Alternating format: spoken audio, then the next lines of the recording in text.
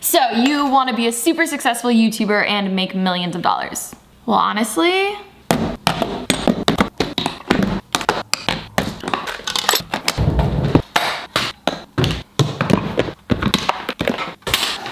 you don't really need any of this. So, fun fact, I love YouTube. The whole behind the scenes has been so fascinating to me for years. The box and the camera's here, and then you can see what it looks like. Hi. I love cameras, I love editing, I've always loved that stuff, but this is gonna sound so stupid. Especially years ago when my channel was first growing, I would purposely hide a lot of that to just be like straight up and honest with you guys and super real and blunt. I realized how competitive I used to be back in the day, and I would even notice myself hiding what cameras and lenses I was using and not wanting to tell YouTube or even certain friends or like whatever, just because I genuinely, like, this is like weird to admit, I felt like a lot of my value was in my editing and my knowledge, and people would always come to me for advice, and I felt like if everyone starts using the lens I'm using, that like my channel is nothing, and that's so wrong to think that way. And you know, we've come a long way since then. We've grown a lot, hence this video. So if you want more videos like this, let me know. Also, if you want to hear more stuff like this, you should listen to my podcast with Remy, because we've actually done a handful of episodes that go in and we spill all the freaking tea about like branded trips, like what really goes on. I have friends who have actually had to go to court because they signed something and had no idea. Oh my God. And they didn't know. They were young, they got taken advantage of, and someone said, hey, you're gonna owe me 40% of your earnings, when like, you don't know, you know, you're just so excited that someone wants you. You have to be so careful. Management, agents, all that stuff, like, I love all of that. I love the business side of this. It's just so interesting to me. Also, we're gonna be doing 4 stops of live shows, so you should go buy tickets and you can listen to us. Okay, now little disclaimer. Please keep in mind, this is coming from a very overly perfectionist workaholic. All of the things I'm gonna say goes to my own style. I'm willing to bet there are hundreds of other vloggers who don't work this way, and that's totally fine for them. So one of the #1 questions that I actually get is people asking me what camera and equipment I personally use, but I actually don't really like spending too much time on all of that, because just use the best camera you have. There's so much more to YouTube than that, but I'll go through it real quick.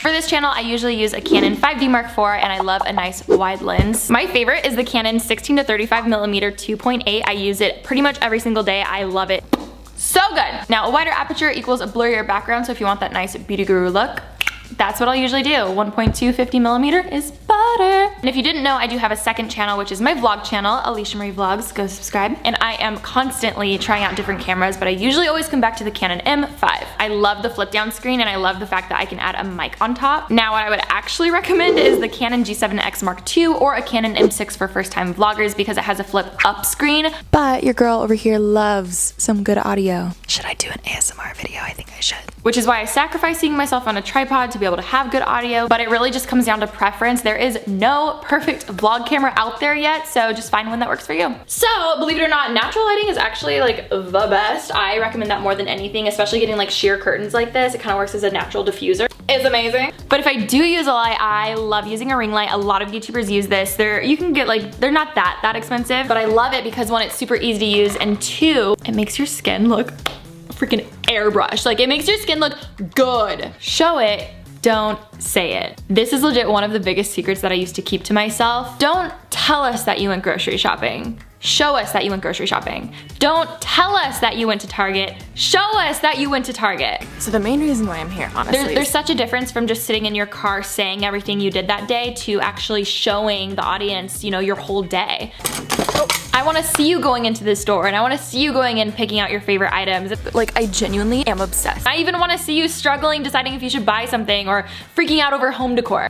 Just me? No? Okay. So if you're doing a daily vlog from the beginning of the day to the end of the day, and you leave out a lot of huge moments that happen, That was hilarious. and it's just you really explaining what you've done already today, like, it works, but it's not as interesting as you showing the audience. I love like stalking people and seeing their morning routines, and you don't even have to say a lot. It's just showing what you're doing. One of the mistakes that I did early on in my YouTube career was I was so focused on super cinematic shots that literally all of my shots would be like super zoomed and tight.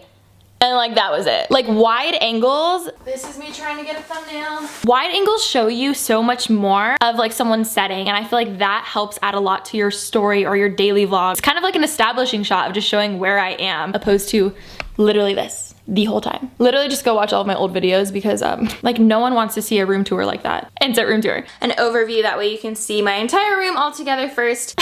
Okay, so here's another little tip that I swear has helped me so much. The hard thing about being a YouTuber is you have to constantly 24/7 keep in your head what you've already shot and what you still want to shoot that day. So it can be really overwhelming. A lot of times I think I shot stuff when I really haven't. What I like to do at least once a day is just whip out my vlog camera and then skim through all the footage that I have. It takes 2 seconds and it literally will help you so much mentally, and it'll honestly make your vlogs so much better. If you're thinking about what type of content you want to upload, well, the first thing I feel like you should do is think about what type of content you actually watch yourself, what interests you. Think about the videos you actually watch on YouTube, because that is probably something that you're interested in. This is something that I've had to learn the hard way. When you upload videos that you like, you are so much more proud of it, and then you're not using the views as a spectrum of like success or validation. That was good. I'm really speaking to myself right now. Also, just the short-term goals of getting viral views for a few seconds really doesn't help you in the long term. For instance, short-term versus long-term. One of my dream goals is to work with Canon or Apple, but I don't show cameras or tech stuff that way, then why the hell would they even want to work with me? Do you see what I mean? Figure out what your long-term goal is and then figure out the steps to get there. Canon, if you want to work with me, let me know. Don't get stuck into the trap of uploading whatever's just gonna be viral during the moment. For instance, like, I don't know, something you're not into, like slime videos, I don't know. That has nothing to do with your long-term goal. Now, if you freaking love making slime videos, then yo, do it and upload slime videos. But if you're only uploading certain videos because they're getting views, yeah, maybe they'll get 100,000 views, or maybe they'll even get 10 million views, and you'll get a cool paycheck for a second. But it's so easy and like low-key even like toxic just to get in that mindset of just chasing views that way. Okay, so I think we all know that YouTube is so freaking saturated now. So if it's overly saturated, like how do you stand out? So how do you stand out? Think of the biggest YouTubers on the platform, okay? You have like Shane Dawson, Jeffree Star, James Charles, PewDiePie, whatever, right? All of them stand out from each other, and I think this is something that's really crucial that people don't really notice. Like, let's take Jeffree and James, for example. They both do makeup, yet you watch them for different reasons. They could both upload the exact same new foundation review, and you want to watch both of them because you want to hear each of their perspectives, and that comes down to not just their talent, but like their personality. There's so many people who blow up overnight, and in a year they have over 1 million subscribers, but it's because they stand out somehow. It's not because there's too many people uploading videos. So another comment that I get all the time is actually from people saying they wish they could do my vlogs, but they feel like their life is boring, you know, they don't go on expensive vacations, or their life isn't super luxurious. Have you watched my vlogs?